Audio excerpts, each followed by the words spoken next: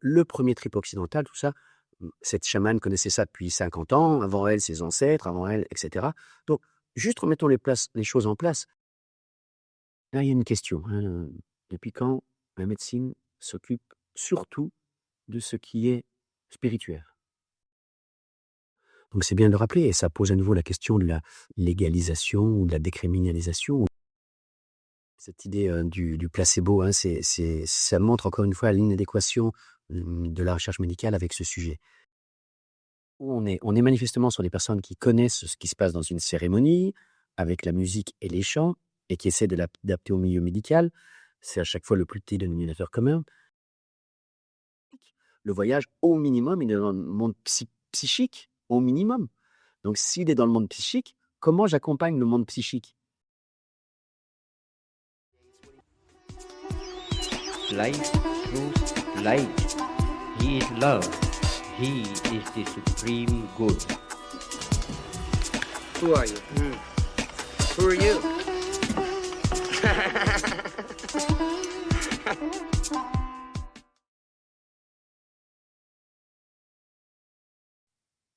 Il y a quelque temps de ça, un ami très impliqué lui aussi, dans l'association Decriminalize Nature France, m'a envoyé une vidéo qui est la captation d'une conférence, qui a eu lieu à Strasbourg en janvier 2025 et dont le titre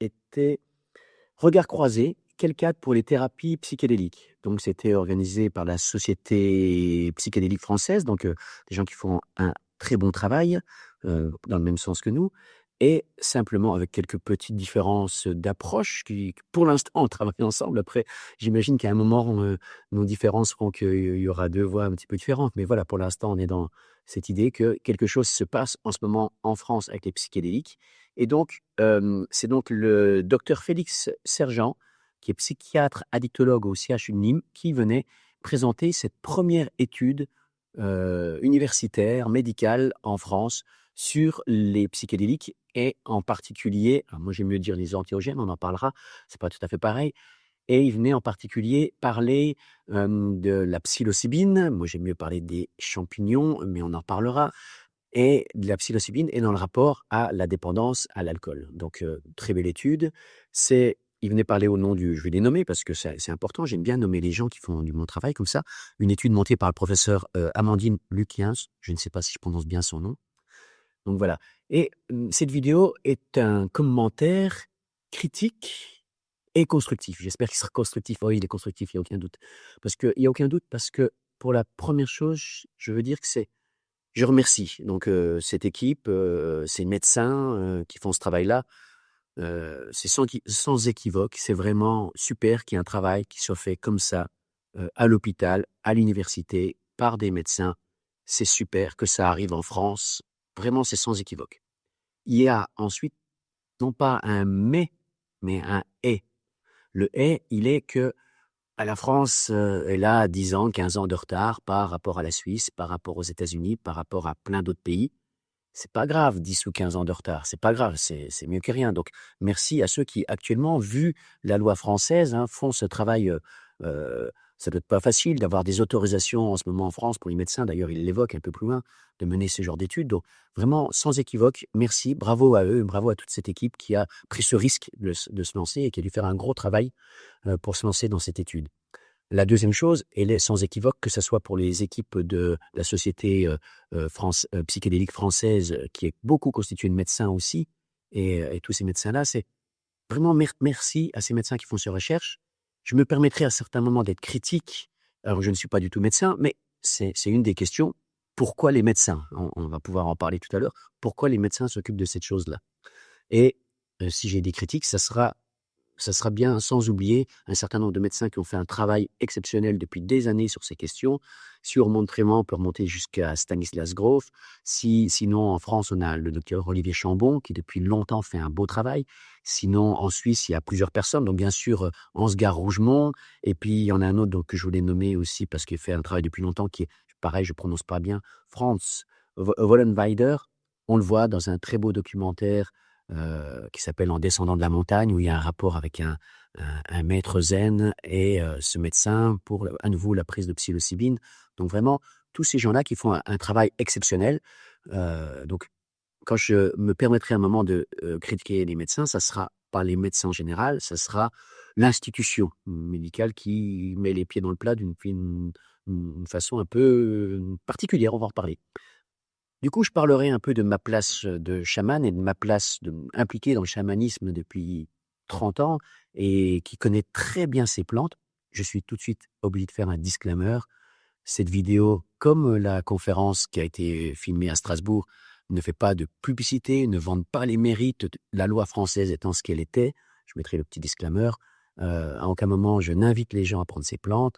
Et si j'ai pu les expérimenter personnellement tout d'abord depuis 30 ans et accompagner très régulièrement depuis 30 ans, ce sont toujours dans des cadres autorisés à l'étranger. Donc, cette chose-là n'invite pas à prendre des plantes en France. Je suis obligé de faire ce petit disclaimer.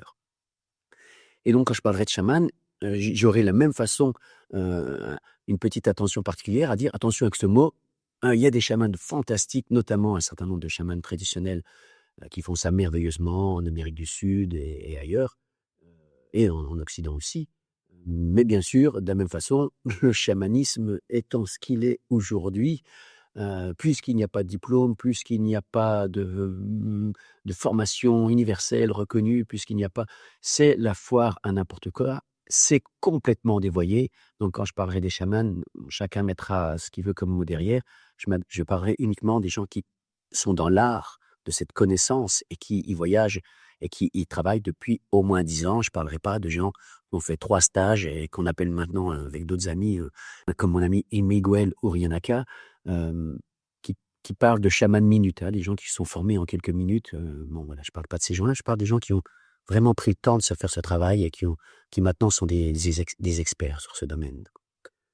Donc cette vidéo sera simplement des extraits, quelques extraits du travail du docteur Félix Sergent, de la façon dont il présente l'étude qu'il a mis en place. Et puis je me permettrai donc de faire des commentaires.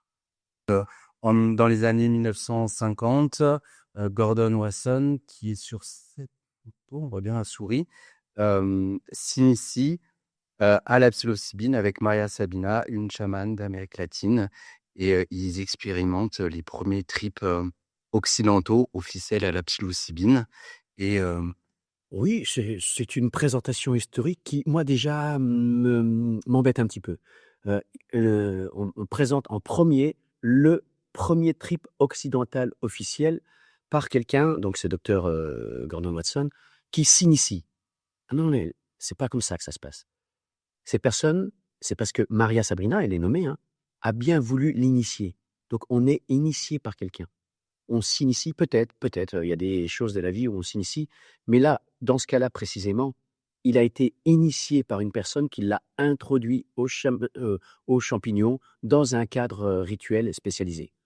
C'est un petit détail pour certains, mais c'est quand même très ethnocentré. Le premier trip occidental, tout ça, cette chamane connaissait ça depuis 50 ans, avant elle, ses ancêtres, avant elle, etc. Donc, juste remettons les choses en place. C'est Sabrina, dans ce cas-là, la chamane Maria Sabina, qui a bien voulu initier ce jeune médecin. Voilà. Donc, on le met dans le bon ordre. Merci. à l'époque, c'était beaucoup plus simple que maintenant. Donc, en revenant, il appelle ses amis, Gordon Wasson, qui était directeur de l'histoire du Muséum naturel de Paris, et Albert Hoffman, qui a découvert le LSD. Donc, en gros, il leur dit je vous appelle, j'ai découvert un truc qui est assez dingue. Essayez, qu'est-ce que vous en pensez? Ils en prennent, ils disent super, c'est génial, on va en envoyer à tous nos copains psychiatres. Bon, j'ai découvert un truc. J'ai découvert un truc. C'est pas toi qui as fait la découverte, mais bon, tu l'amènes. Ensuite, je vais en parler à tous mes amis, et il dit bien, c'était beaucoup plus simple que maintenant. Donc j'entends vraiment que à l'époque, il a pu le faire assez spontanément, l'envoyer à d'autres médecins, à d'autres psychiatres. Je reviens pas vraiment sur le fait que cette chose-là n'a plus été possible, a été interdite, qu'on a perdu 40 ou 50 ans à cause d'une loi complètement un petit peu à côté de la plaque, mais j'entends que ça a été ce médecin-là, donc le docteur Félix, a l'air de dire que pour lui aussi, je comprends que ça n'a pas été facile.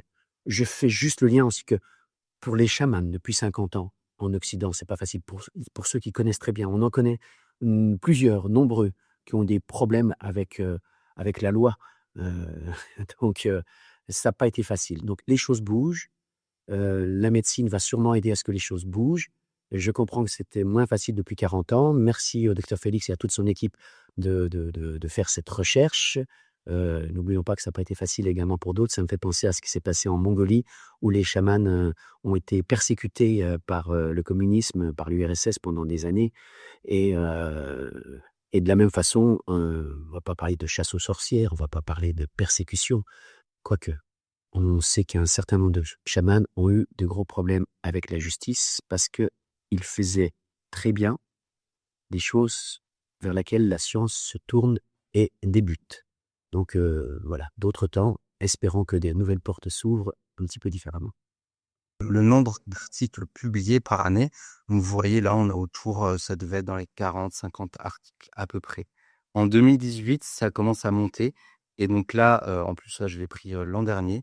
Et donc, le nombre d'articles scientifiques dans les revues, dans la base de données PubMed sur les psychédéliques est très, très à la mode, on va dire. Donc super, hein, c'est à mettre en regard. Donc un petit peu d'études dans les années 50 et puis depuis 2018, le boom des études en Occident et des articles publiés. Super. Je mets juste ça en regard avec les années d'expérience. Donc 2018, hein, on est en 2025, 7 ans. Je mets ça en regard à l'expérience de mes petits 30 ans d'expérience, l'expérience de chamans comme Maria Sabina qui ont 40, 50 ans, et tout cela en lien avec des traditions centenaires, millénaires, plurimillénaires. Donc on ne joue pas du tout au même endroit. Donc merci à ceux qui commencent à s'y intéresser et, et allons-y ensemble, on va regarder ça. Les psychédéliques, qu'est-ce que c'est? Alors, chimiquement, la psilocybine, et même les autres psychédéliques classiques d'ailleurs, ce sont des agonistes de récepteurs à la sérotonine. Donc, ils vont mimer la sérotonine, qui est en gros un neurotransmetteur fortement. Oula, les psychédéliques, qu'est-ce que c'est? Et on me parle des effets d'une molécule dans le cerveau. Il y a peut-être un raccourci à cet endroit-là. Au moins, on pourrait se poser la question. Hein. Si quelqu'un te dit l'amour, qu'est-ce que c'est? Et que la même personne te répond sur la façon dont les molécules agissent dans le cerveau, peut-être que tu vas trouver ça un peu réducteur que de voir l'amour uniquement sur interaction dans le cerveau. C'est vrai, hein, il y a aucun doute. Il y a une interaction entre certaines molécules et certains neurorécepteurs quand on est amoureux. Aucun doute, c'est vrai. C'est peut-être un peu rapide comme raccourci. Fortement. Et dans les émotions, voilà, sur les neurones. Donc la psilocybine dure à peu près 4 à 6 heures. Et la dose minimum psychoactive, c'est 1 milligramme. Donc voilà, je veux pas être plus critique que ça parce que il fait vite, hein, moi aussi je fais vite dans la vidéo, donc il peut pas tout dire. Mais quand même, parler uniquement et directement de la molécule, c'est une approche très scientifique, voire scientiste et réductionniste, bon, pourquoi pas. Et d'autant plus qu'on va travailler avec une seule molécule, alors que dans les champignons et dans toutes les plantes antéogènes et psychédéliques, il y a un cocktail. Donc ça fait même ce qu'on appelle l'effet cocktail. Donc déjà, c'est pas la même chose quand et j'entends pour certaines études, ils isolent une molécule et ils font l'étude sur la molécule. Mais quand on prend la plante, il y a des interactions infinies, très complexes. Donc c'est déjà très différent et c'est réducteur. Le docteur Osmond et Aldous Huxley, un écrivain connu de l'époque, ils échangent autour des psychédéliques et puis ils disent qu'un psychédélique, c'est une substance naturelle ou synthétique dont la consommation va entraîner des changements au niveau physique, émotionnel et mental. Donc là, jusqu'à présent, on a quasiment tous les psychotropes, mais surtout spirituel. C'est un petit peu la nouveauté qu'ont ces molécules-là. Mais surtout spirituel. Donc c'est très intéressant, mais surtout spirituel. Donc quand quelque chose est surtout spirituel, quelles sont les personnes les mieux placées pour accompagner quelque chose de surtout spirituel? En Inde, on dirait les gourous. Si on a une religion, on va dire les prêtres, les rabbins, les imams. Et quand il s'agit de plantes et de rapports spirituels avec des plantes, ben, en Occident, on a donné un nom à ces personnes-là qui sont les spécialistes du rapport spirituel avec les plantes. Ça s'appelle les chamans en Occident. Et même si le mot chaman vient d'autre chose, mais maintenant, voilà, il y a On a élargi le mot chaman à un certain nombre de pratiques partout dans le monde. Et donc, le chaman, c'est pour ça que moi je vais parler de plantes antéogènes, hein, psychédéliques qui agissent sur la psyché et donc sur l'âme, sur le mental ou la psyché, antéogènes qui relient, qui nous ramènent au divin, au sacré. Donc là, il y a une question, hein, depuis quand la médecine s'occupe surtout de ce qui est spirituel? Étymologiquement, psychédélique, ça veut dire qu'il va rendre la manifestation de l'esprit plus palpable, plus visible. Ouais, j'aime beaucoup sa définition, qui va rendre la manifestation de l'esprit plus palpable, plus visible. Est-ce que c'est la manifestation de l'esprit individuel? C'est une bonne question. Dans ce cas-là, un psychiatre est sûrement adapté, quoique l'esprit, qu'est-ce qu'on met derrière? L'esprit, c'est pas le mental. L'esprit, si on met un E majuscule, l'esprit, c'est quelque chose d'un petit peu plus vaste. Là, c'est plus du tout adapté à un psychiatre. On peut tout à fait avoir une expérience de révélation de l'âme plus visible, entre guillemets, sans prendre de psychédélique. On peut avoir des expériences mystiques via la religion. J'ai même eu des patients qui ont eu des expériences très, très similaires en consommant un peu d'alcool, en fumant du cannabis. Finalement, ça dépend même pas trop d'une molécule, c'est plus un contexte.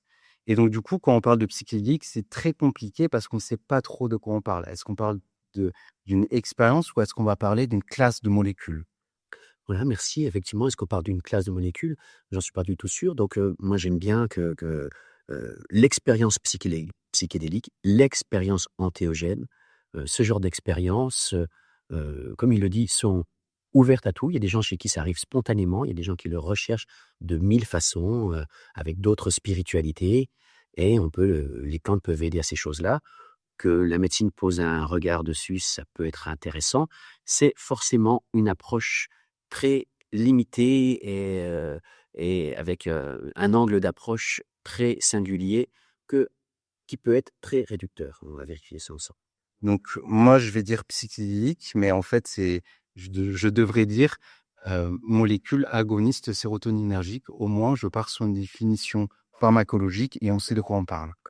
Bon, voilà une définition pharmacologique. Et merci à ce médecin, à tous les autres, c'est pareil, c'est sans équivoque, c'est pas mon cœur, de faire cette partie-là du travail. Il y a toute une deuxième partie qui ne concerne pas du tout cette chose-là. J'aimerais bien qu'on laisse les chamans pouvoir faire ce travail-là. Je suis jamais allé au Japon. J'ai lu des trucs sur le Japon, j'ai vu des films qui se déroulaient au Japon, donc j'ai plein de détails. Mais je pense que si j'allais au Japon, eh ben, tout ce que j'ai appris sera un peu vide de sens parce que l'expérience que j'en fais sera beaucoup plus riche. Donc, qu'est-ce que ça fait? On peut parler pendant des heures de dire aux gens qu'est-ce que ça fait. Finalement, vaut mieux y aller pour voir ce que ça fait. C'est plus simple de le décrire comme ça. Merci, hein, c'est vrai, il faut vraiment pouvoir y aller. Donc, c'est expérientiel. Hein, non seulement c'est expérientiel, mais dans les traditions chamaniques, c'est vraiment y aller et y aller et y retourner pendant des années. L'image que je vais utiliser, j'utilise souvent, hein, je l'ai utilisé à plusieurs occasions dans cette vidéo, c'est la montagne. Si tu pars avec un guide de montagne, il n'a pas juste lu des bouquins sur la montagne, il n'a pas juste regardé des photos satellites, il n'a pas juste écouté des voyages, les récits des autres. Eh ben, le guide avec qui tu pars sur la montagne, il y a été, il s'est formé, il connaît la montagne, il connaît très bien la montagne. Donc j'ai envie de faire ce lien. Donc oui, bien sûr, c'est expérientiel. Hein. Donc je ne sais pas pour l'instant comment ce médecin et son équipe y ont été. On va voir. Donc, tout ce que je vais vous dire sera à prendre avec des pincettes, puisque les mots utilisés ne vont pas forcément suffire à décrire le monde de l'autre côté, on va dire. Merci. Hein. Les mots ne vont pas suffire à décrire le monde de l'autre côté. Effectivement, on est dans l'ordre de l'indicible. Donc, il a évoqué tout à l'heure qu'il y avait des artistes aussi qui essayaient d'en rendre compte. Effectivement, je crois qu'il y a certaines expériences mystiques que seuls les artistes peuvent évoquer et que le vocabulaire scientifique va vite se trouver limité, même le vocabulaire informationnel, comme j'essaie de faire là maintenant. Les mécanismes de défense du cerveau sont aussi écrasés. Le sentiment de peur qu'on dit couramment, c'est ce qu'on appelle couramment la dissolution de l'ego. Le sentiment de peur qu'on appelle couramment la dissolution de l'ego, ça me pose question encore une fois. Il y a des expériences, en chamanisme qui peuvent être bien plus vastes que quelque chose d'égotique. C'est ce qu'on appelle un élargissement de la conscience, hein. Le but de ces plantes, la porte d'entrée de ces plantes vont être des états modifiés de conscience, mais non pas altérés, des états de conscience élargis. Et donc dans ces états de conscience élargis, jusqu'où peuvent-ils s'élargir? Jusqu'à un au-delà du moi. Donc c'est ce qu'on va appeler, donc là déjà un au-delà du moi, donc il y a quelque chose de plus vaste qu'on peut percevoir, mais il y a encore un petit peu le moi qui le perçoit, et puis ça peut aller jusqu'à ces expériences de dissolution d'ego. Donc qui a peur de ces expériences? Ben, l'ego, puisque c'est lui qui disparaît. Donc ça c'est une expérience initiatique typique, où il y a des résistances. Donc parler de peur à cet endroit-là et faire ce lien-là, oui bien sûr si c'est pas accompagné, la personne, la persona, l'ego va être dans la peur, va être dans la panique, va souffrir de choses comme ça. C'est tout le but de l'initiation, d'accompagner correctement cette chose-là, qui non seulement va permettre une expérience de dissolution de l'ego, mais même en retour, une expérience de désidentification avec la persona, le personnage, le faux self, l'ego. Donc, c'est une des choses les plus essentielles d'un voyage initiatique de cette façon-là. Le ramener à la peur, oui, il y a des peurs, mais ça va être une des choses du travail chamanique. Castaneda en parle aussi, que c'est le premier ennemi du chamanisme et de toutes ces expériences, c'est la peur. Et si on a peur, on n'y va pas. Et je sais très bien que certaines personnes n'y veulent pas si elles ont peur. Mais voilà. L'importance de l'expérience psychédélique qu'ils ont eue. Et donc là, quand on lit les chiffres, il y en a à peu près 60% qui disent que leur expérience sous psilocybine a été une des 5 les plus importantes dans leur vie. 70% ont classé leur expérience comme une des 5 expériences religieuses les plus importantes de leur vie. Et 60% ont indiqué une augmentation du bien-être. Donc c'est intéressant parce que c'est fait avec très peu d'accompagnement, en tout cas un accompagnement médical. Et même dans ce cas-là, on a 67 ou 70, il a dit, des participants qui ont classé comme une des 5 expériences religieuses les plus importantes de leur vie. À nouveau, je pose la question, quelque chose qui permet de vivre une expérience religieuse importante, pourquoi la laisser à la médecine? Quel est le lien? Et on s'est un petit peu trompé. Laissons la poésie aux poètes, l'amour aux romantiques. Si ce genre d'expérience, c'est comme si l'amour pouvait être accaparé par la médecine, parce qu'il y a des réactions dans le cerveau. Donc, on dirait, il y a des réactions dans le cerveau. Donc, c'est les neuroscientifiques et les psychiatres qui vont s'occuper de l'amour. Peut-être qu'ils en ont une vision. C'est bien, continuez vos études, c'est bien. Mais peut-être que la vision matérialiste est un peu simpliste, puisqu'elle doit être compréhensible, reproductible, tout ça. Et donc, il ne peut pas prendre en compte l'homme dans sa globalité, dans sa vision holistique et dans toutes les dimensions de l'homme. Et en particulier, la dimension spirituelle n'est pas... La médecine n'est pas concernée tellement par cette dimension-là. Donc, prendre des psychédéliques, des agonistes sérotoninergiques dans un but festif ne va pas du tout avoir les mêmes conséquences, voire les mêmes effets que si j'en prends dans un but thérapeutique. Le cadre n'est pas le même. Donc, merci de dire que le cadre n'est pas le même et que, bizarrement, pour ce genre de pratique et de rencontres avec les psychédéliques énergéogènes, le cadre est essentiel, le cadre est important. Il en évoque 2. Il évoque le cadre festif, où les gens peuvent bien s'amuser, et il évoque le cadre thérapeutique. Je crois que c'est à nouveau Ansgar Rougemont qui, lui, est toujours attentif à évoquer 3 cadres. Oups. Au moment du montage, je m'aperçois que c'est pas Ansgar Rougemont, mais c'est Maxime Mélina, qui fait partie du GREA, donc le groupement roman d'études sur l'addiction, et qui parle de tout ça dans une très belle interview. Je vous mets le lien en description de Stéphane Schillinger. Et le cadre festif, il compare avec l'alcool, un cadre festif qui peut être très agréable, de se détendre, de boire quelques verres avec les amis, avec le risque d'excès. L'alcool, lui, n'a pas d'effet thérapeutique. Donc, laissons peut-être aussi des gens avoir un côté festif avec un certain psychédélique et un cadre thérapeutique, merci, très bien aussi. Pour moi, il manque un cadre essentiel qui est le cadre initiatique. Et qu'est-ce que c'est qu'un cadre initiatique? C'est justement poser un cadre particulier qui va s'appeler un rituel, une cérémonie, un rituel qui a été adapté depuis des dizaines d'années, des siècles peut-être, pour permettre l'augmentation et pour permettre de cibler quelque chose de très précis avec une grande qualité, une grande performance. Donc, merci de rajouter aussi le cadre rituel en plus du cadre festif et du cadre thérapeutique. Souvent, très souvent, pour pas dire tous, ils disaient: «Je veux prendre de la psilocybine». Moi, je leur dis: «Mais si vous voulez prendre de la psilocybine, vous allez sur internet, vous en achetez. C'est hyper simple, vous n'allez pas vous embêter à traverser la France pour en prendre, et attendre». Et ils me disent: «Ah oui, non, mais en fait, ça me fait peur. Donc ce que je veux, c'est en prendre dans un milieu rassurant». Je dis: «Ah bah super, là, on va pouvoir dire, mais c'est quoi en fait un milieu rassurant? C'est quoi ce contexte que vous recherchez pour pouvoir avoir un effet thérapeutique derrière?» Alors là, c'est super, on est devant un biais cognitif, hein, le biais d'autorité. Donc, avant, c'était les prêtres, maintenant, c'est encore le médecin. La chemise blanche, la blouse blanche est rassurante, donc c'est un biais cognitif. C'est surtout pour les choses que certains médecins ne connaissent pas, que la plupart des médecins, en tout cas que les médecins qui ont juste suivi jusqu'à aujourd'hui, qui ont juste suivi cet immense cursus universitaire pour être médecin, c'est super, mais combien d'heures là-dessus? Sur l'accompagnement des psychédéliques, je crois que c'est 0 pour l'instant, peut-être je me trompe, c'est peut-être quelques heures. Donc la personne, qu'elle soit rassurée, elle est rassurée par un biais cognitif, hein, la blouse blanche la rassure, c'est un expert. C'est un expert de quoi? Je sais pas. Donc moi, je serais pas forcément rassuré par quelqu'un qui commence ses études, donc on est un peu des cobayes. Ce qui me rassurerait, ça serait quelque chose qui a fait ses preuves, une personne formée pendant très longtemps à cette chose-là, pendant très longtemps, qui a expérimenté elle-même, hein. Je donnais l'exemple tout à l'heure, j'y viens parce qu'à chaque fois j'ai ce même exemple, je vais le développer ici, je sais pas à quel moment j'allais en parler. Hem, Si je compare, toujours l'expérience, puisque c'est une expérience mystique, l'expérience entéogène et psychédélique avec la haute montagne, où un certain nombre de personnes ont des expériences de reliance vastes à la vie, au sens de la vie, des expériences existentielles, pour pas les appeler mystiques, hein. Il y a certaines personnes au sommet d'une montagne ou pendant l'effort peuvent avoir ce genre d'expérience. Donc c'est important d'être rassuré parce qu'il y a un véritable danger, parce qu'il y a un danger avec les plantes psychédéliques, on le verra après.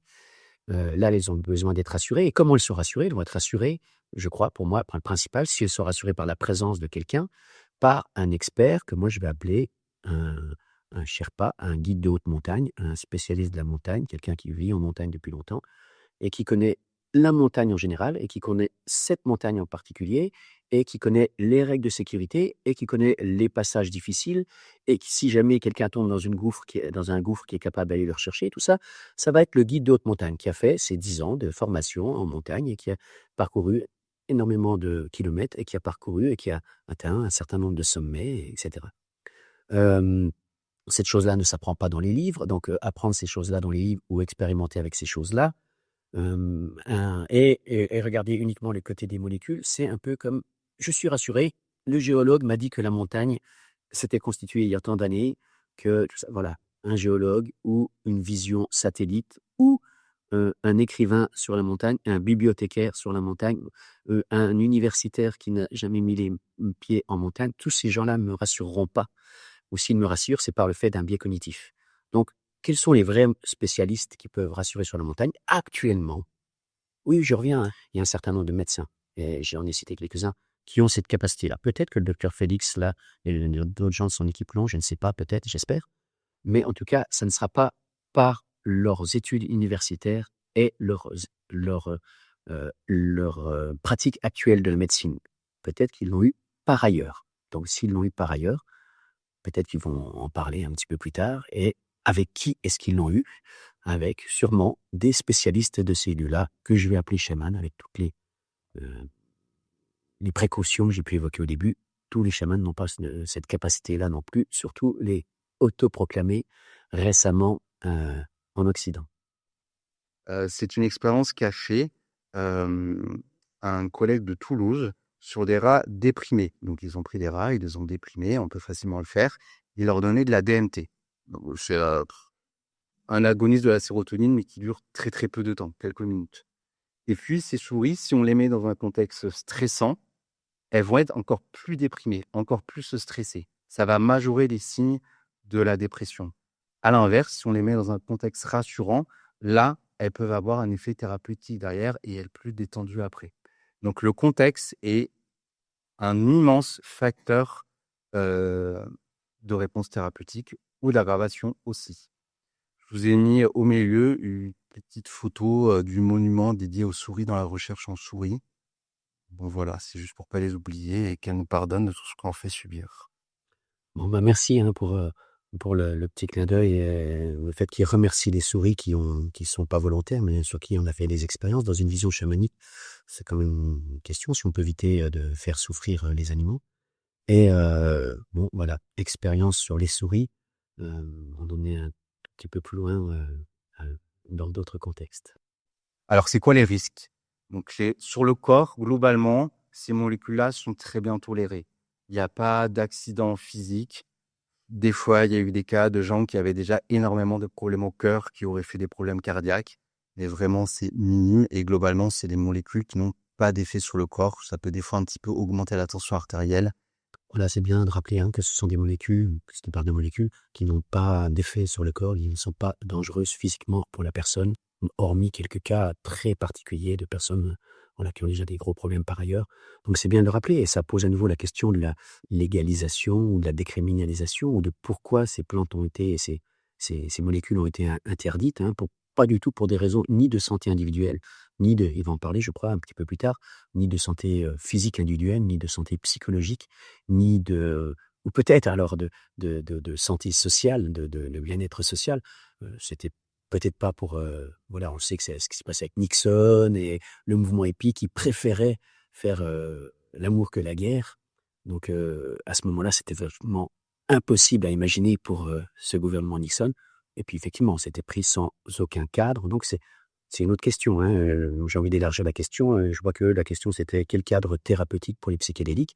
Il y a une autre question qui va venir à un moment, qui va être très intéressante, c'est quel cadre sociétal. Les sociétés traditionnelles ont donné des cadres. Et on a vu, par exemple, que l'alcool, sans cadre, dans ces sociétés traditionnelles, chez les Amérindiens, par exemple, on fait des horreurs. Ça a été très compliqué. Hein. Quand il n'y a pas de cadre sociétal, pas d'habitude, pas de choses comme ça, c'est très compliqué. Donc, à un moment, la société pourra se reposer, plutôt que d'interdire, la question du cadre sociétal. Tout de suite, moi, j'en viens à la question de, je ne suis pas le seul, on est beaucoup à se poser la question des mystères de l'Ésis, qui était un cadre sociétal qui a existé pendant 2000 ans dans la Grèce ancienne, qui a été très important pour l'épanouissement de la philosophie et de la culture et de la grandeur de la civilisation grecque. Bon, bah, comment ça pourrait se faire? Déjà, Aldous Huxley, à l'époque, parlait de nouvelle Élésis. Comment pourrait avoir lieu cette nouvelle Élésis? C'est-à-dire ces lieux où on pourrait donner un cadre sociétal acceptable pour les personnes et pour la société, non seulement acceptable, mais bénéfique pour les personnes et pour la société. Globalement, dans les essais thérapeutiques qu'il y a eu, tous les bad trips ont plutôt été bien gérés avec des relations interpersonnelles, de la rassurance, sans forcément rajouter une molécule.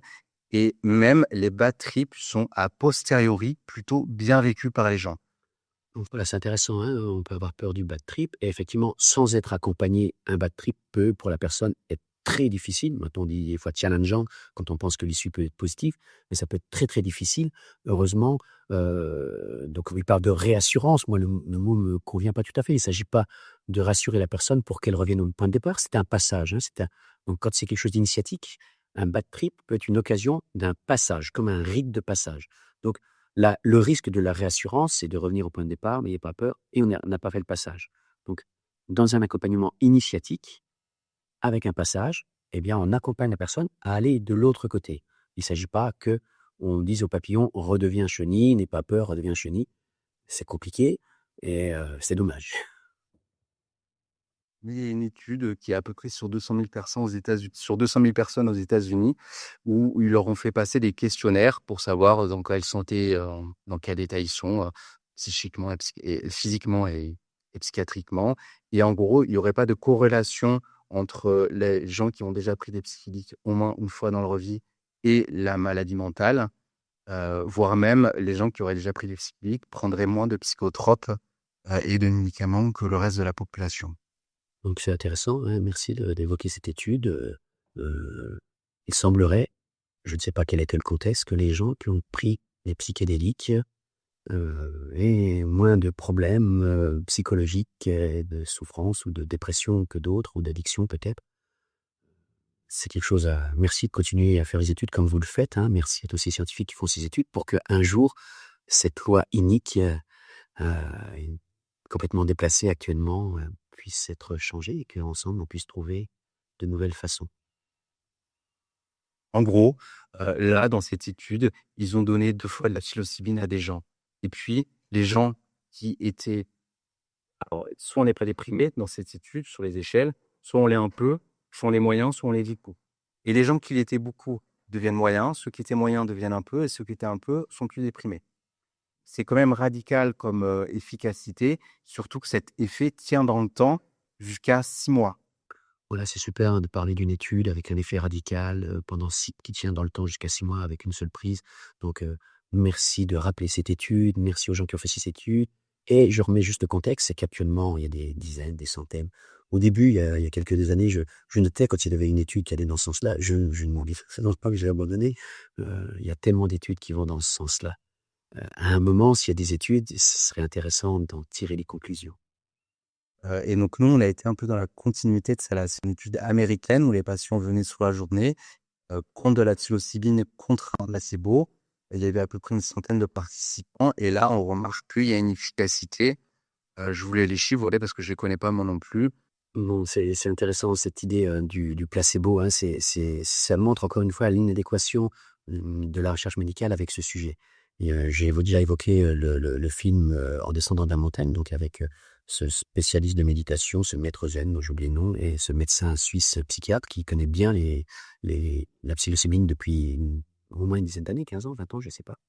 Et eux aussi, ils sont obligés, hein, j'entends bien, ils sont obligés. Dans le protocole, ils sont obligés de faire un effet placebo, c'est-à-dire en double aveugle. C'est-à-dire, il y a des personnes qui reçoivent la psilocybine et des personnes qui reçoivent autre chose. Et ni la personne qui le reçoit, ni le médecin, ni le méditant zen dans le film En descendant de la montagne ne sait qu'est-ce que la personne a pris. Voilà, on est dans un protocole médical classique.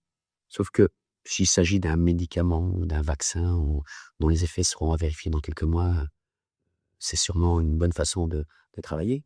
Là, au bout d'une demi-heure, à la fois la personne qui a pris la petite gélule et à la fois la personne qui l'accompagne, qui soit méditant, chaman ou professeur ou médecin, tout le monde sait qui a pris la véritable plante et qui a pris le placebo. Donc le double aveugle n'a aucun sens. Donc ça montre bien qu'on est ailleurs que dans la recherche médicale actuelle. On a étudié l'effet donc de 25 mg de psilocybine synthétique. Et donc là, pareil, je vais décapiter certaines questions de est-ce que c'était les champignons que vous donnez? Donc non, on donnait de la psilocybine de synthèse sous forme de gélules préparées par la pharmacie au jour le jour. Donc il y avait soit 25 mg, soit 1 mg de psilocybine. 1 mg, comme je vous l'ai dit avant, c'est la dose minimum psychoactive. 25 mg, c'est donc 25 fois plus puissant. Et ça, en général, quand même. 30 patients, il y en a 20 qui ont eu la forte dose et 10 autres qui ont eu la faible dose. Tout s'est fait à l'aveugle. Donc, à chaque fois qu'on donnait de la psilocybine à quelqu'un, on ne savait pas quelle dose il allait avoir. Donc voilà, c'est intéressant. Là, on a les trois choses, hein. On a de synthèse. Il y a les raisons. Les raisons sont médicales, pharmacologiques. Il y a aussi un gros marché derrière. Donc, c'est tout de suite une question intéressante. Je préfère que ça soit la plante. Il y a quelque chose de plus naturel. On a déjà dit avec l'effet cocktail.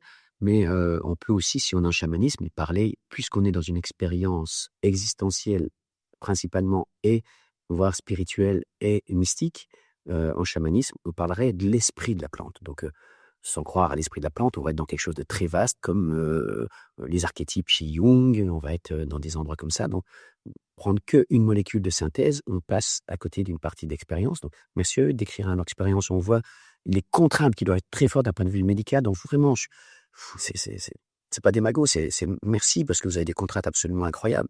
Mais du coup, un certain nombre de limitations. Donc, la molécule et non pas la plante, en aveugle, et on ne sait toujours pas comment a été élevé. Ben oui, vous êtes obligé de faire cette chose-là, même si c'était un non-sens. Bravo à vous de vous imposer de telles choses. Donc, on va continuer à voir un petit peu comment ils ont déroulé leur propre protocole à Nîmes. Le protocole dans notre étude, en gros, tu as 3 temps. On va préparer les gens à la prise de psilocybine. Je vais vous détailler les 3 prises un peu après. Deuxièmement, c'est le jour J, la prise. Et après, l'intégration, qu'est-ce qu'on fait de cette expérience? Donc voilà, les 3 temps, on les retrouve vraiment, en chamanisme et dans toutes les expériences chamanisme. Il y a une préparation de la personne avant l'initiation. Il y a, l'expérience liminale, hein, cet entre-deux et donc qui est très fort avec les plantes psychédéliques et après l'intégration, la réintégration au sein de la société, au sein du groupe, donc on retrouve, ces 3 temps. On va voir, je crois qu'il les prépare quand même un petit peu différemment. On fait venir les patients en hospitalisation. Enfin, on les a fait venir en hospitalisation. On leur donnait, en gros, ils venaient les jeudis, vendredis. On commence à les préparer. Alors vendredi, ils faisaient des check-ups, des examens. Le lundi, on commence à les préparer et la première session se faisait le mardi. Donc voilà, dès qu'on sait que l'ambiance est très importante, pareil, ils sont limités, hein, ils font ça à l'hôpital. Je crois qu'il dit que c'est un bel hôpital et tant mieux, ils ont fait plein d'efforts, donc merci à eux.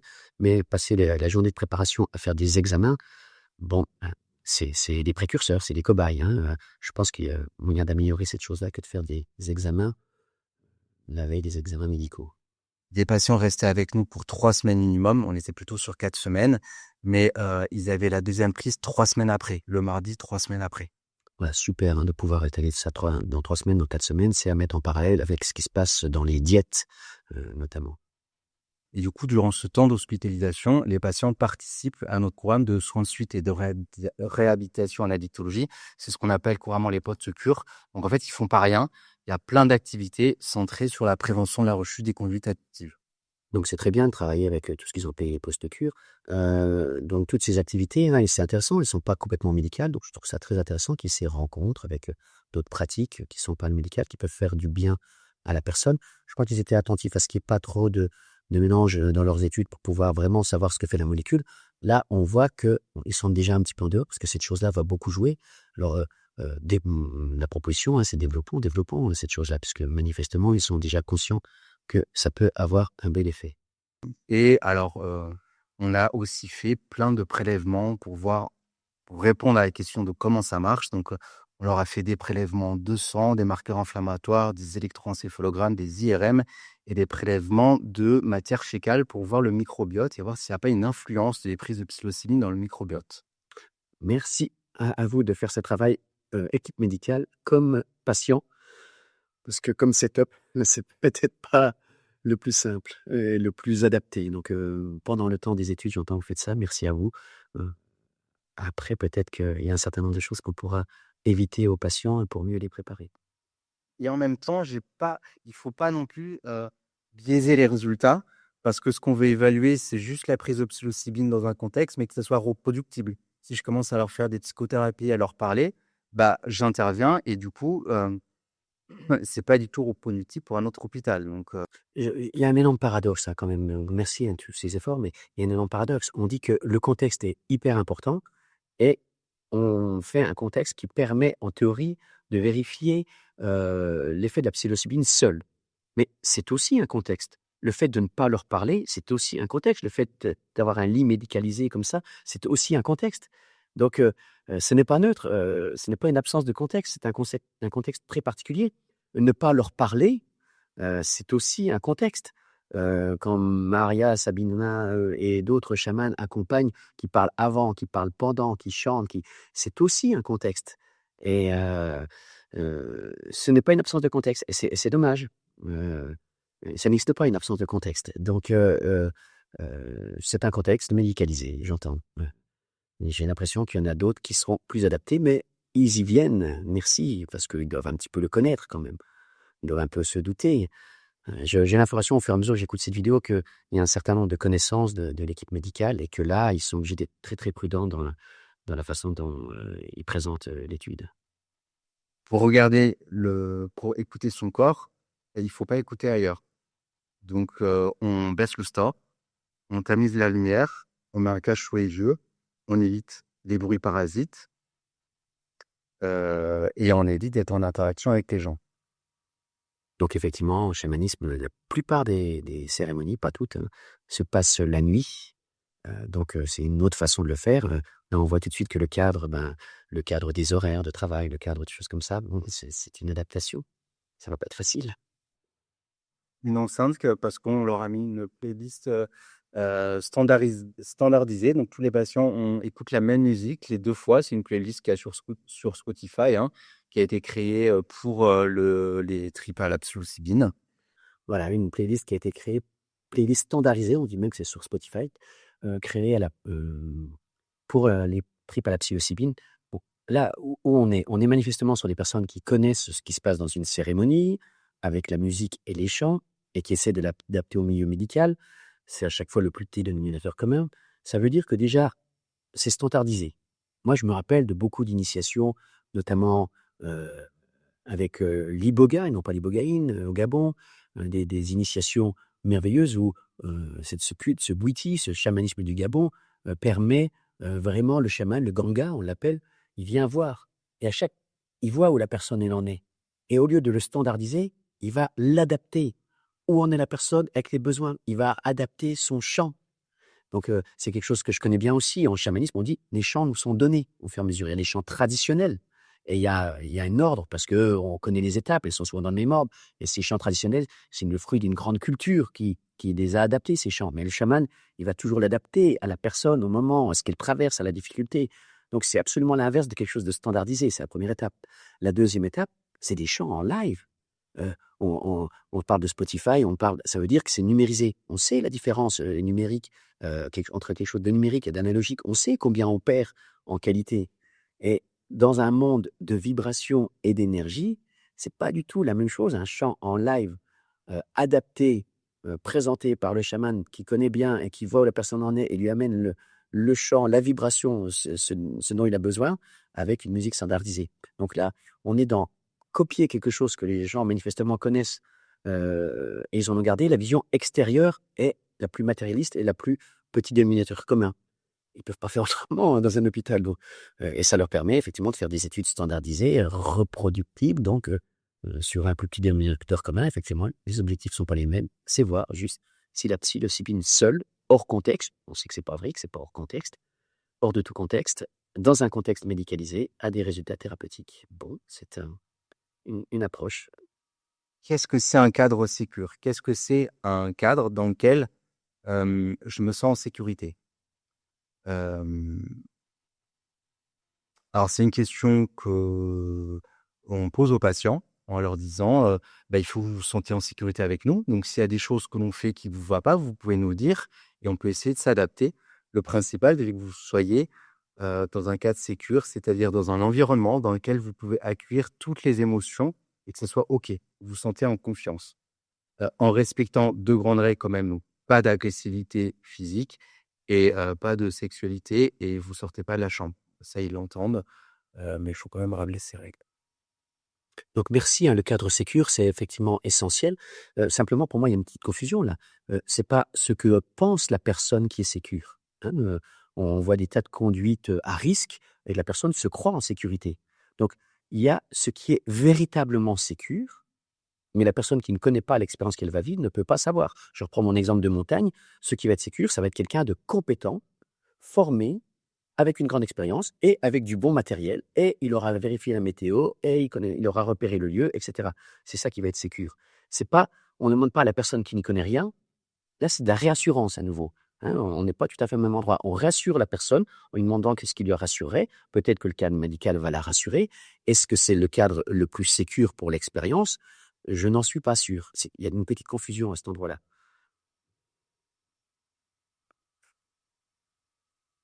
L'objet le plus important, à mes yeux, en tout cas, de cette salle, c'est celui-ci que vous devez voir très mal. C'est un paquet de mouchoirs. Parce que quand on accepte toutes les émotions, des fois on pleure. Bon, je pense qu'il dit ça avec un peu de blague et il a raison. Hein, on pleure, il y a des émotions, bien sûr. On pleure, il y a des émotions. De là à dire que c'est l'objet le plus important. Et encore une fois, on en reste au niveau des émotions, hein, ce qui est une des étapes de vivre des choses émotionnellement fortes. Mais après, il peut y avoir des prises de conscience, des changements de paradigme, des élargissements de la conscience, des expériences mystiques, tout ça. On est au-delà de la porte d'entrée émotionnelle qui peut être catharsique de plein de façons. Donc voilà, j'entends que c'est un objet important. On va dire que c'est une blague. Et puis, quand on n'arrive pas à être suffisamment dans l'acceptation, il y a de la lutte, il y a de l'angoisse et là, ça prend plein de formes différentes. Donc, qu'est-ce qu'on en fait de ces angoisses? Donc, lors de la préparation, déjà, on dit au patient: «On est à côté de vous». Donc si vous êtes en détresse, si vous êtes OK, on peut être en contact physique avec vous, on peut vous prendre la main, on peut vous proposer de vous prendre la main. Vous pouvez nous prendre la main pour vous rassurer. Hem, Si vous avez peur, vous pouvez nous faire part de vos peurs et on vous rassure. Alors à nouveau, on est dans la réassurance, hein, je crois qu'il y a vraiment une confusion et c'est un peu normal, ça fait partie du bien-être, mais dans un mythe, dans un quelque chose d'initiatique, dans une société traditionnelle, on ne rassure pas les jeunes, qui doivent, passer par exemple à l'âge adulte. Au contraire, on va exacerber, hein, dans la première étape, on exacerbe. Il ne s'agit pas de faire ça en milieu médical, mais c'est intéressant de voir qu'on exacerbe l'impossibilité, on exacerbe les peurs chez la personne qui devra trouver le courage de passer à travers. Donc il ne s'agit pas du tout de faire ça, tant mieux. Quant à l'accompagnement qui est une réassurance, comment elle se fait? En prenant la main. Et donc là, je suis obligé quand même de faire, quelque chose, de parler de quelque chose de particulier. Ce qui nous montre évidemment, c'est une évidence, mais il faut quand même le préciser, c'est que l'accompagnant, je ne sais pas s'il connaît, la psilocybine, je ne sais pas s'il connaît ces plantes, je ne sais pas s'il les connaît très bien, si son expérience est une expérience de 10 ans avec ces plantes ou si c'est juste un accompagnant extérieur, puisqu'il accompagne en prenant la main, première chose. Deuxième chose, donc il ne va pas y avoir d'interaction, c'est quand même déjà une interaction. Deuxième chose, un chaman prend la plante. Un chaman voyage avec la plante. Un chaman, je reprends comme mon exemple, il voyage avec la plante. Il ne dit pas, vous prenez la plante et vous allez sur la montagne, je vous ai donné un plan et je vous attends dans 6 heures quand vous redescendez de la montagne. Il y va avec, réellement avec. On prend toujours l'analogie du voyage, hein, chamanisme, parce que d'ailleurs en Occident aussi, on parle d'un trip, d'un voyage psychédélique, d'un voyage chamanique, d'un voyage avec des plantes. Donc, c'est pas la même chose de rester à côté et si besoin de prendre la main. Oui, physiquement, je suis à côté, physiquement, mais le voyage ne se passe pas dans le monde physique. Le voyage, au minimum, il est dans le monde psychique, au minimum. Donc, s'il est dans le monde psychique, comment j'accompagne le monde psychique? Eh ben, l'Occident est habitué à accompagner le monde psychique après, avant, pas pendant. Il ne s'est pas accompagné pendant. Même l'analyse des rêves se fait après. Le travail, là, il y a une préparation avant. Il y a une thérapie, je ne vais pas la nommer petite, après. Mais il n'y a pas d'accompagnement pendant. Ça n'a rien à voir. Moi, je vous conseille, je le dis à tous ceux qui veulent prendre des psychédéliques, je ne conseille pas de prendre des psychédéliques hallucinogènes, c'est interdit en France, mais de le faire avec quelqu'un qui vous accompagne pendant. Pas qui reste sur le bas-côté, sur le bord de la route, qui reste dans la vallée et qui vous regarde de loin avec des jumelles, avec quelqu'un qui vous accompagne pendant. Parce que la réassurance n'est pas suffisante, il va falloir peut-être aider la personne et l'aider. Si c'est lui tendre la main, c'est pas juste lui tendre la main comme ça, c'est aller la chercher dans le gouffre. Si elle est en train de passer quelque chose, s'il y a des résistances, c'est l'accompagner, c'est avec elle, c'est accrocher les mousquetons, c'est passer le pont suspendu, c'est partager le sac à dos, partager l'oxygène s'il y a besoin. Et c'est ça. Donc le chaman, lui, le voyage chamanique, il y va avec, pendant. C'est un spécialiste pendant. Donc là, on est très loin, hein, de ce protocole. Je comprends bien qu'ils ne peuvent pas le faire à l'hôpital.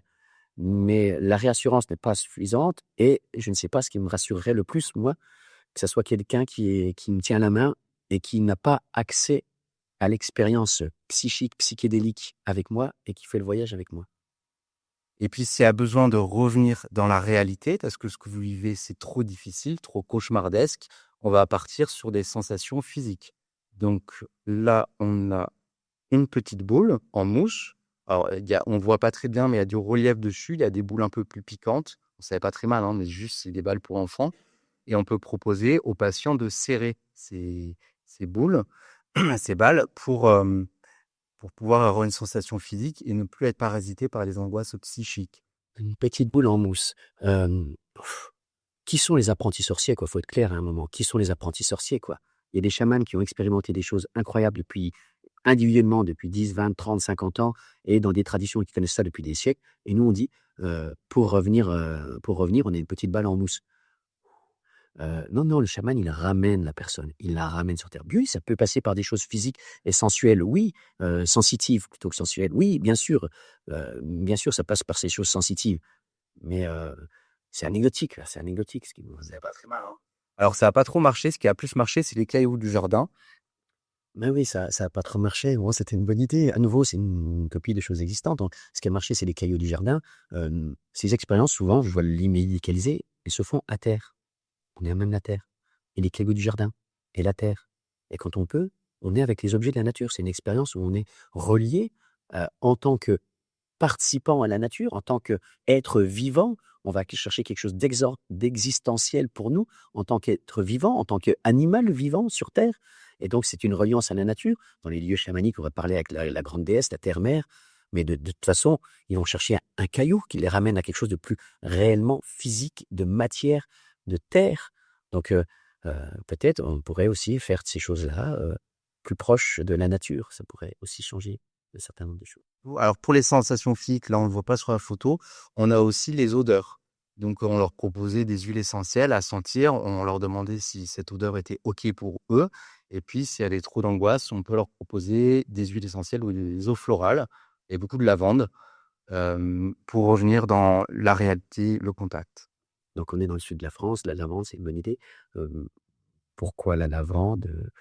Quand je vois l'intelligence de certains chamans avec les plantes et toutes les diètes qui existent et le choix de la plante précise à un moment, voilà, on a utilisé la lavande parce que ça sent bon. Et comme les patients vont rester 6 heures allongés dans leur lit sans avoir le droit de se lever juste pour aller aux toilettes, vaut mieux être à l'aise. Alors voilà, sans avoir le droit de se lever, je ne sais pas pourquoi ce protocole-là. Je sais que par exemple, à nouveau dans le Bouiti, on va chercher même la personne des fois pour la faire bouger, la faire danser. Ça fait partie du protocole. Donc dans plein de traditions, bon, là, ils veulent pas qu'il y ait d'interaction, mais c'est aussi une interaction de dire à la personne qu'elle n'a pas le droit de bouger. Bien sûr qu'il n'a pas le droit de sortir de la chambre, d'interférer avec d'autres personnes, de prendre sa voiture, toutes ces choses-là, bien sûr, mais voilà, c'est aussi, ça n'a pas été précisé, c'est une expérience qui a l'air d'être individuelle. La plupart des expériences chamaniques sont collectives. Il y a quelque chose du collectif qui peut être aussi entraînant, que ce soit au niveau de l'inconscient collectif ou simplement de la dynamique du groupe. Donc il y a des choses peut-être aussi à voir à ce niveau-là. On leur mettait une plante aussi pour dénoter, encore une fois, avec le côté austère que peut avoir l'hôpital, même si notre hôpital, franchement, donc là, on le voit pas trop, hein. Bon, allez, je dis ça, c'est comme ça qu'on me l'a présenté et c'est comme ça que je le présente. Toutes les vues de l'hôpital donnent sur la plage, donc c'est quand même assez confort. Donc merci, hein, manifestement, il y a plein de bonne volonté là, et plein d'essais, et on fait avec ce qu'on peut le lieu qui est pas trop adapté, donc d'amener, même si l'on est en bord de mer, c'est super, d'amener une plante, hein, de se rapprocher. Voilà, il y a un rapport à la nature. Donc c'est intéressant de dire, tiens, c'est quelque chose sur des états modifiés de conscience, c'est quelque chose qui n'est pas dangereux physiquement, c'est quelque chose qui est une expérience spirituelle pour pour beaucoup de personnes, et c'est une expérience où tout ce qui est en lien avec la nature va être aidant ou fait partie de l'expérience. En quoi ce n'est pas chamanique plutôt que médical? Ça, c'est ce qui se passe durant la prise. Donc, c'est le deuxième temps, c'est le mardi. Les patients, on arrive dans la chambre des patients à 11h du matin avec la gélule, on laisse mettre notre papier d'autorisation, on sonne la clochette, on fait prendre la psilocybine, on les cache sous les yeux, on met la Nidix, c'est parti pour 6 heures. En fait, il ne se passe pas grand-chose. Les patients, il peut y avoir des émotions. Bon, globalement, ils sont restés tous calmes. Il y a eu des pleurs, il y a eu des angoisses, il y a eu beaucoup de joie également. Mais on n'a pas eu d'incident. Tous se sont pris le jeu de rester dans la chambre sans être agités. On n'a pas eu du tout d'agressivité. Et nous, de notre côté, donc là, je vous ai mis le professeur Amandine Lutien qui a un livre parce qu'à côté, nous, on s'occupe, hein, on reste présent et disponible pour les patients. On les surveille, voir comment ils vont. Si jamais on est inquiet, on peut leur demander comment vous allez. Oui, c'est intéressant, donc il y a plein de choses. Il se passe pas grand-chose. Si, il se passe énormément de choses, mais ça se passe pas au niveau, dont on peut le percevoir quand on est dans l'état normal. Si quelqu'un d'extérieur ou une caméra filme, effectivement, il se passe pas grand-chose. Mais pour la personne, il se passe énormément de choses, et donc quelqu'un qui voyage avec personne sait ce qui se passe pour la personne. Donc là, effectivement, on a l'impression qu'il se passe pas grand-chose, et on les surveille. Oh, le mot est terrible. On les surveille, hein, c'est presque carcéral. Non, mais bon, on surveille s'il y a pas de problème, j'entends bien, mais la phrase qui arrive après, elle est intéressante. On dit: «Si on s'inquiète, on leur demande». Donc comme on n'a pas d'autres moyens, on ne doit pas interférer, mais on leur demande quand même. Comme on n'a pas d'autres moyens de voyager avec, c'est si le médecin est inquiet, donc Moi, ça m'inquiète que le médecin soit inquiet. Ou on demande aux patients si tout va bien. On est dans la réassurance et c'est bien, il ne faut pas qu'il y ait de problème physique, il ne faut pas qu'il y ait de décompensation, il ne faut pas qu'il y ait tout ça. On est dans la réassurance aussi bien de l'équipe médicale que des personnes qui vivent l'expérience, dirait-on. Mais ouais, puis on lit un livre, waouh, quand je sais pour accompagner dans des endroits où c'est possible, les personnes, on n'a pas une seconde à soi. On est dans un état modifié où le temps s'élargit, où on a l'impression d'avoir accompagné pendant des jours et des jours, le temps étant tellement plus long dans ces états, d'avoir accompagné des personnes de façon très précise. On n'a pas une seconde à soi. On ne fait pas du tout la même chose. Là, ce que ça me fait penser, c'est vraiment l'effet Dunning-Kruger, où quand on ne connaît pas l'expérience, on dit on accompagne la personne, puis comme on n'a rien à faire, on bouquine un peu. Ça montre juste qu'on n'a aucune idée de ce qui se passe. Hein. Ça me fait penser, j'ai cru entendre, j'espère que je me suis trompé, mais malheureusement, non, je suis sûr que c'est vrai, mais je ne sais pas où, qui commence à avoir des formations pour des accompagnants qui se font en 5 jours à mettre en rapport avec la dizaine d'années que j'utilise toujours, que ce soit pour être médecin ou que ce soit pour pouvoir accompagner les personnes avec les plantes en tant que chaman, voilà, maintenant de grandeur, une dizaine d'années. Quand on fait des formations en 5 jours, effectivement, on fait juste de la surveillance. On fait juste de la surveillance que physiquement, il ne se passe rien, mais comme on sait que de toute façon, ces plantes ne sont pas dangereuses. On ne fait pas grand-chose, alors on peut bouquiner. On leur fait des checks au début toutes les demi-heures et toutes les heures en leur posant 3 questions. À combien décrirez-vous l'intensité de l'expérience que vous êtes en train de vivre? À combien diriez-vous que vous vous sentez anxieux et à quel point vous vous sentez menacé par les gens? Alors, pas d'interaction, mais des check-ups toutes les demi-heures. C'est dommage comme interaction, mais j'entends que ils sont obligés pour leur étude. Hein, vraiment, j'espère que je ne suis pas moqueur, j'espère que je ne suis pas pédant, j'espère que je ne suis pas. Je constate que le protocole me paraît inadapté. Hein, c'est tout. Donc, toutes les demi-heures, on ne veut pas intervenir, mais toutes les demi-heures, on fait un check-up, donc, ce qui est une intervention. Et quand même, quel type d'intervention? À quel point vous vous sentez pas menacé? Mais si ça, c'est pas une induction, j'ai fait de l'hypnose par ailleurs. Waouh! Ça va, vous vous sentez pas angoissé? Quoi? Pourquoi angoissé? Vous imaginez un peu la question comme elle est posée, ce qu'elle induit. Je trouve que c'est une induction assez terrible. Bon, c'est dommage, c'est pas grave. Ça nous permet de savoir où en sont les patients. Eh oui, ça nous permet de savoir où sont les patients. Quand on n'a pas accès au voyage avec la personne, j'entends bien qu'il faut des choses extérieures et des check-ups extérieurs.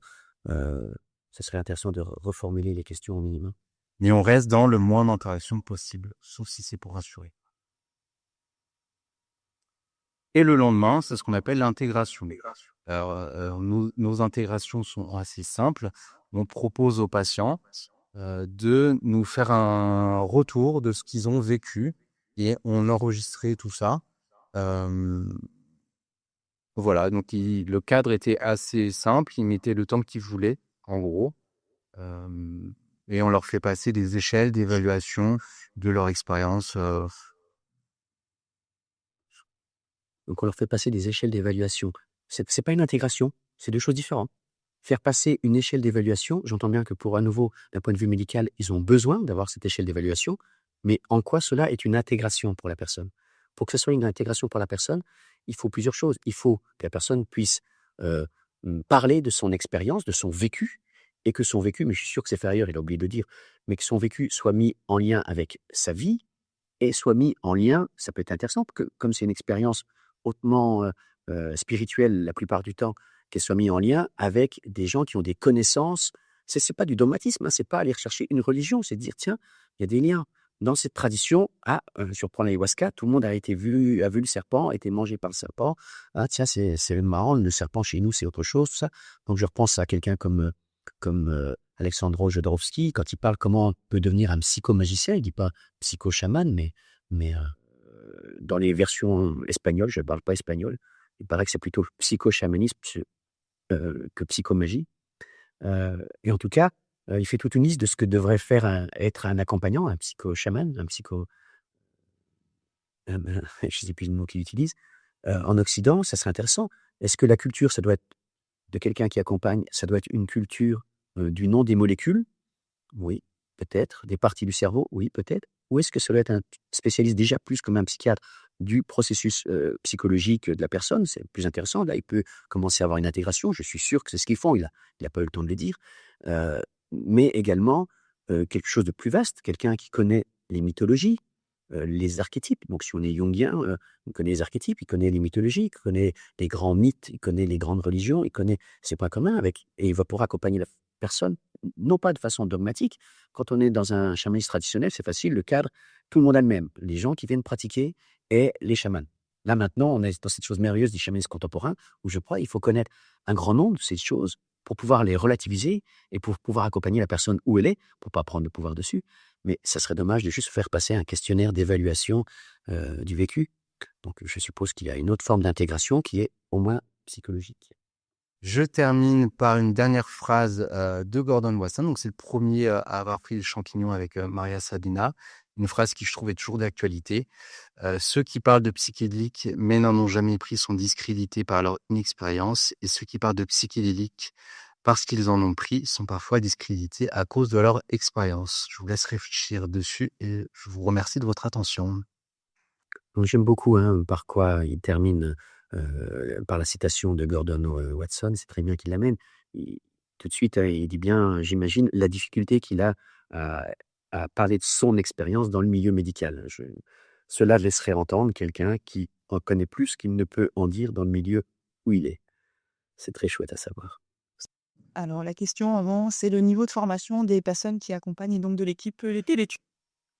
Il faut être psychiatre ou psychologue. Les parents se sont suivis à quel niveau la formation sur le sens ou sur l'accompagnement? Il y a rien d'obligatoire. De toute façon, en France, en termes de diplôme, il y a rien. Donc, on peut pas demander aux gens d'être formés à rien. Donc, ça s'est fait en lisant des articles et en se mettant à jour des nouvelles données. Voilà, je sais plus comment répondre à ça. Le niveau de formation, psychiatre ou psychologue, et on s'est mis à jour en lisant des articles. J'entends cette difficulté. Je ne sais pas pourquoi, j'ai l'impression que cette personne en connaît plus qu'elle ne peut en dire. C'est un non-sens. C'est un non-sens. Donc, en gros, pour pouvoir accompagner, il faut ne rien connaître d'expérientiel. Il l'a évoqué tout à l'heure. Il l'a évoqué tout à l'heure. Pour aller au Japon, quand on fait un voyage, c'est pas pareil. On peut lire tous les bouquins, mais quand on vit le voyage, c'est pas la même chose. Donc, il l'a évoqué lui-même, et j'entends, il peut pas dire autrement. C'est un non-sens. Quel est le temps de formation? On est formé à rien. Il le dit. On est formé à rien. Il y a rien d'obligatoire. En médecine actuelle, on est formé à rien qui peuvent concerner ces voyages-là. C'est pas à cet endroit-là que ça se passe. J'espère que dans un avenir proche, il y aura des formations spécifiques. J'ai vu qu'il y avait déjà quelque chose qui avait été mis en place, notamment par Corinne Sombrin, remercions-la pour ça, un diplôme universitaire sur la transe. Ok, est-ce que c'est le bon lieu? Peut-être. J'aime beaucoup l'idée d'équipe pluridisciplinaire. Je suis obligé de citer ce qui se passe avec le docteur Mabi au Pérou depuis des années, quoi qu'on en pense. Il a mis en place des équipes pluridisciplinaires avec des médecins, avec des psychologues, avec des chamans. Et au fur et à mesure, ils ont un vocabulaire commun, et au fur et à mesure, bien sûr, ces médecins et ces psychologues sont des gens qui sont complètement capables de vivre ces expériences et ensuite de les accompagner grâce aussi à leur vécu. Mais c'est pas sur les bancs d'école et en lisant les études qu'ils ont appris. Donc, d'où l'importance sûrement d'équipes pluridisciplinaires. En Occident, si le spécialiste est le médecin, ce dont je ne suis pas sûr, puisqu'il s'agit d'expériences mystiques, psychologiques, existentielles, en tout cas, je n'ai aucun doute que les médecins peuvent se former à ça. Encore faut-il qu'ils se forment à ça et qu'ils expérimentent. Est-ce que les accompagnants ont une expérience psychédélique? On se sent pas obligé de répondre à ces questions. Pourquoi ces questions? Il y a une notion de... Je pense que... je pensais que c'est un non. Pareil. La question, Il vaut mieux pas que je me prononce sur ces résultats, sur cette réponse. la question c'était est-ce qu'il fallait forcément expérimenter, est-ce que c'était important? Et effectivement, on ne se prononce pas là-dessus. Voilà, ça c'est intéressant. On ne se sent pas obligé de répondre à cette question, et la salle qui rit. C'est la base. Est-ce que mon accompagnateur en plongée sous-marine a déjà mis la tête sous l'eau? On ne se sent pas obligé de répondre à cette question. C'est la base.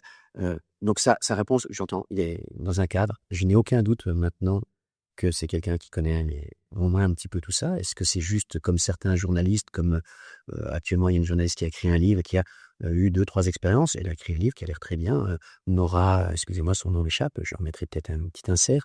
Donc ces expériences restent limitées, juste assez pour pouvoir en écrire un livre. Est-ce que l'équipe médicale a eu accès à ce genre d'expérience? Je l'espère. Et le rire de la salle montre bien qu'encore on rit encore de ce genre d'expérience et qu'il est obligé de se protéger. Et donc on est dans un paradoxe complet, il y a de quoi devenir complètement fou. Il faut être un spécialiste, mais ne pas connaître le sujet. Et si on connaît le sujet, il ne faut pas dire qu'on connaît le sujet. Merci à eux, qui font de ce genre d'expérience, dans ce cadre, particulier. Voilà, donc ainsi se termine cette vidéo. Depuis, peut-être les résultats sont sortis, donc j'irai voir les résultats, je suis pas trop inquiet sur les résultats, dans un cas très particulier. Donc je crois aussi qu'ils évoquent, maintenant il y a 6 autres CHU qui commencent à avoir des expériences comme ça, donc c'est intéressant.